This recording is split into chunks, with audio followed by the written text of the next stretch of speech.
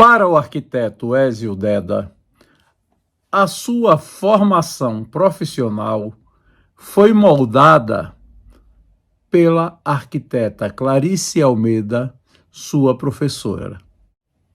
Ézio afirma que, ao entrar na sala de aula, Clarice Almeida fez com que ele vislumbrasse um outro mundo que estava fora da sua cogitação como estudante universitário.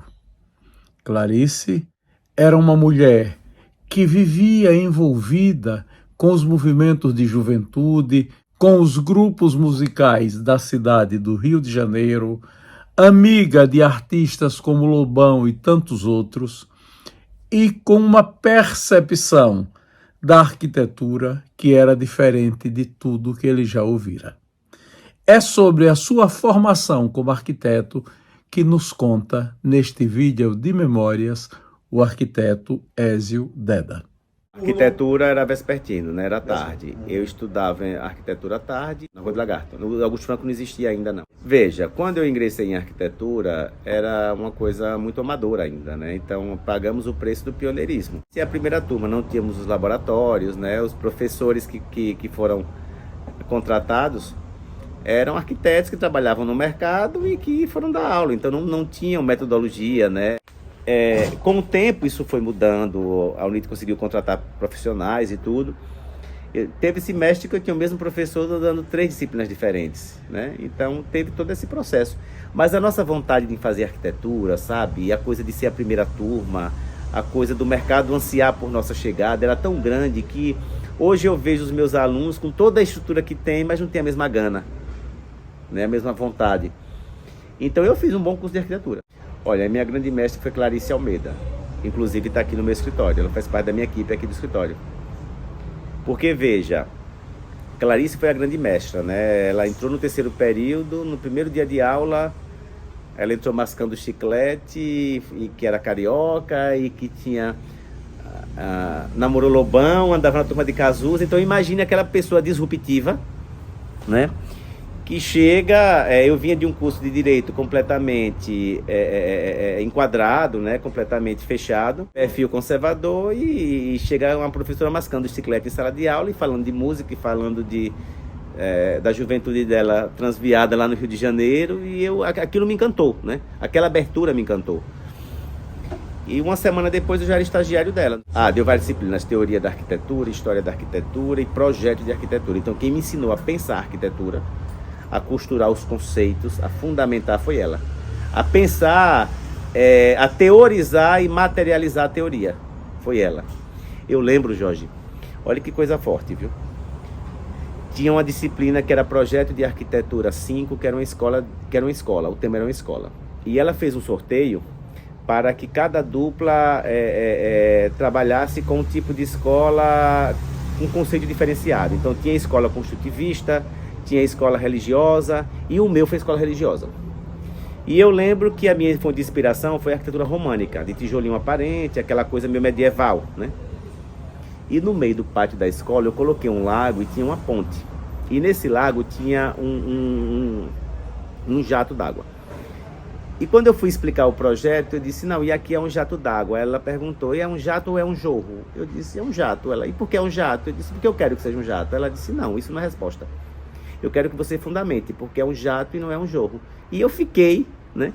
Ela me colocou contra a parede e eu fiquei sem saber responder. Ela disse, olha, vamos lá. O jato é pressionado, é forçado. Consequentemente, o barulho é artificial, é fálico, é masculino. O jorro é espontâneo, é natural, é orgânico, é feminino, lembra a chuva. Qual é a sensação que você quer? É de contemplação ou é de pressão? Aí eu disse, é de contemplação. Ela, então não é. Então esqueça que não é jato, é jorro. Sabe, outra coisa que girou a chave. Outro divisor de águas. Toda vez que eu sento para projetar algo, essas coisas mexem comigo, entendeu? Por que isso e não aquilo outro? Né? Por que a escolha tem que ser essa e não aquela outra? O que é que está por trás? Né? O que é que eu quero transmitir com isso? né? Então ela me ensinou a pensar dessa forma. Ela descobriu isso em mim. Ela fez com que eu descobrisse isso, né? E traduzisse e pegasse esses conceitos, questionamentos e de certa forma levasse para a arte de projetar, para a habilidade de projetar. E aí eu fui ser estagiário dela, aluno, monitor, estagiário, viramos amigos. Depois, anos depois, eu montei o Ágora e trouxe ela para minha equipe, né? Então ela é a nossa papisa aqui, né? A nossa mestra. Eu colei grau, entramos em 95, foi 99 2, mas a colação de grau foi em março, dia 18 de março de 2000. Havia uma desconfiança sobre, isso vai dar em quê, né? Porque a arquitetura era um produto de luxo, né? Eu lembro, Jorge, que, por exemplo, quando eu falei arquitetura, todo mundo, mas por que arquitetura, né? Nem eu sabia mesmo dizer por quê, né? E na minha turma de arquitetura, de 30 alunos, 2 moravam em residências projetadas por arquitetos. Então veja como era uma realidade distante até de quem cursava. Todos os outros 28 moravam em residências que tinham sido projetadas por pedreiro, feito por pedreiro, por mestre de obra, por engenheiro, né? Então era um produto de consumo da classe A. Quando falava fulano contratou um arquiteto para fazer o projeto, né? A gente não tinha, não era uma coisa comum, não era, sob hipótese alguma. Quando começou a ver os trabalhos que eu levava para casa, quando começou a ver que eu consegui eu consegui um protagonismo no curso, eu fui um bom aluno, né? Eu me projetei no curso, eu estagiei em grandes escritórios na época que eu era aluno, então a família começou a perceber que eu estava funcionando ali, né? Que a coisa estava acontecendo ali, né?